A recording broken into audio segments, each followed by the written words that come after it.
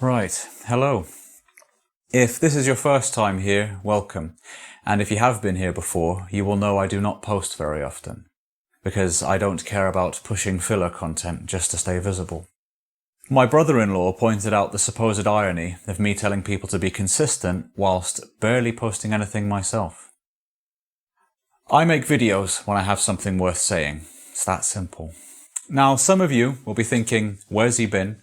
Or even, who is this bloke and why should I listen to him? Fair. This is the talk I gave at ADC last week.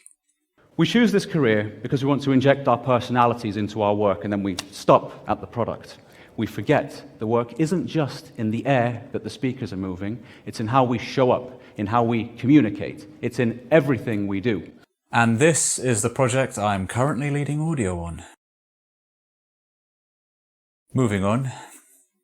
There's a delusion in game audio. Several, in fact. But the one we're dealing with today is this newcomer fantasy that your job is to write the music, send it off, and then bask in applause. You tell me what you want, I compose it, job done. Many tears, much cheering, deafening applause. That does happen.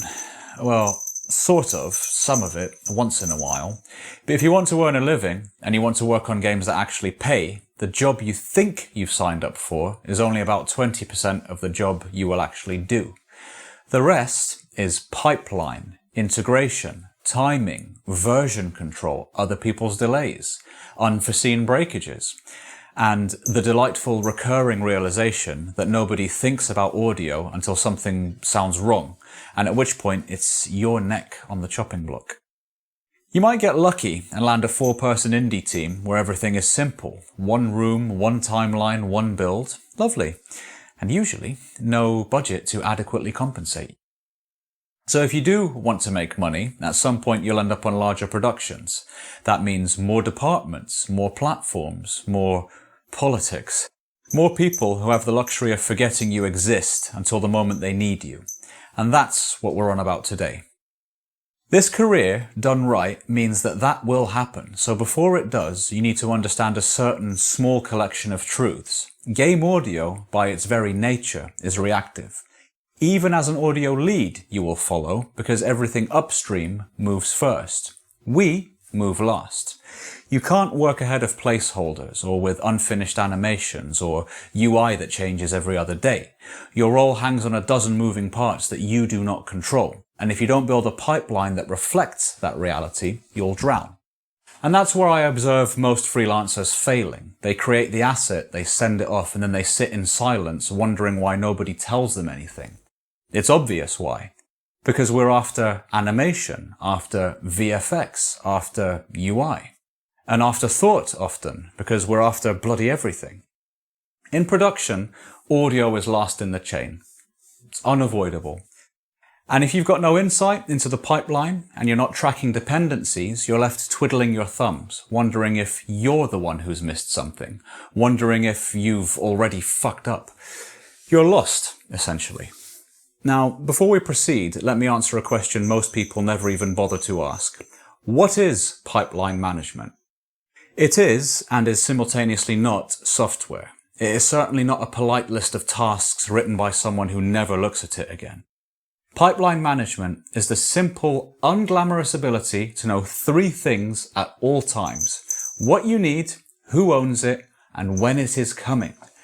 That's it. It's the whole thing. If you can't answer those 3 questions, you don't have a pipeline. You have hope. And hope isn't a production method. Hope is what precedes failure in a machine of that size. Pipeline management means you track the order in which things must happen so that your work is always grounded in reality instead of whimsy fantasy. It means you know which department blocks you, which department you block, and what you need to stay aligned with the build rather than driving blindfolded. It's the part of the job that nobody talks about because it's not creatively fulfilling and it's utterly unglamorous. But if you ignore it, you'll be the one who takes the blame when something slips, and something will slip. And then you'll be asked, you're the audio professional, why does it sound like shite? Pipeline management is the backbone of project management and by extension, game development. Without it, the quality of your work is irrelevant because nobody will ever hear it in the right place at the right time. Which brings me to the point of this video. Your job, if you want to survive, is not to write nice tracks or make funny noises. It's to build a workflow that keeps you alive in the chaos. That means tickets, ownership, clear asset requests, version control, build parity, film reference, consistent naming. A process that forces the team to give you what you need when you need it. If you don't have that, you'll end up like so many do, staring at a blank screen, waiting for assets that never arrive. You'll be unarmed, and you'll get the blame because everyone else's read is, what is this person even doing? So save yourself the agony. Do this instead. In no particular order, first, stop guessing. You are not a clairvoyant. If you were, you wouldn't be working in game audio. You'd be staring into a glass ball in a caravan somewhere. You cannot build audio for assets you haven't seen, or timings you don't have, or behaviors that may or may not exist in the build. Don't flirt with guesswork. A lifetime with Mercury awaits. Second, demand a pipeline, not loudly, not emotionally, calmly. A ticketing system, a named owner for every asset, footage attached, one place where you can see what is coming and who owns it. If a studio can't provide that, then you need to provide it. Because if you don't, you'll spend your days chasing specters. You'd be depressed if you knew how often a feature gets marked as done when no one's even told you they need audio for it. Now thirdly, document everything. Every timing issue, every missing clip, every broken trigger, every animation that does not match the build. You don't need to weaponize this. You just need the paper trail. When someone asks you why something slipped, you need to be able to point to the facts and keep moving. Fourth, communicate like an adult. Short updates, clear points, no self-defense, no apologies for waiting. Waiting is half the job. Half the work in game audio is knowing when not to move. State what you are doing, state what you need, state what you're waiting for, and identify your blockers. Stop filling silence with guilt.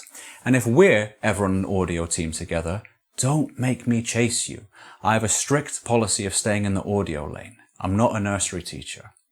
Fifth, respect version control and treat it as gospel. Know which build contains what. Know which animation version your timing belongs to. If you don't track versions, you'll produce brilliant work for the wrong camera cut and no one will thank you for it. Keep backups because the next thing you know, Perforce has defaulted to deprecated assets. Then you go to sync the latest build. Congratulations, you're now up the creek, your latest assets are gone, and so is your paddle. Sixth, accept the audio is reactive. You are only as fast as the slowest upstream department. That's not a failing, it's the nature of the discipline. People who do not understand this will blame you for delays. People who do understand it will never question it. And if you are stuck with the former camp, that's what your paper trail is for. Seventh, become the calmest person in the room. The moment you show irritation or impatience, you lose authority. The moment you show confusion, you lose trust. You're dealing with dozens of moving parts made by people who may or may not speak to each other. Your job is to remain the fixed point that they can rely on. I promise you, do these things and you're already leagues ahead of most of our fellow composers. You will become the person studios keep returning to because they're terrified of the chaos that would follow without you. Now let me leave you with this. You're the audio professional, but you're also a technician and a problem solver. Games audio in particular is a battle of dependencies. If you want to work in it, I mean really work in it, you need to understand the grinder you're marching towards. Once you see the moving parts clearly, you'll be able to start delivering work people can actually use, not just material that sounds good, but then shits the bed the moment it hits context. That's all for now. A bit busy at the moment, I need to get back to bloody work. I do have a full series coming early next year, and if you've made it this far, you've done yourself a favour. If it helps you, good. If it stings, better. And as ever, you're welcome. Now remember to hit that like button and subscribe. I couldn't give a fuck.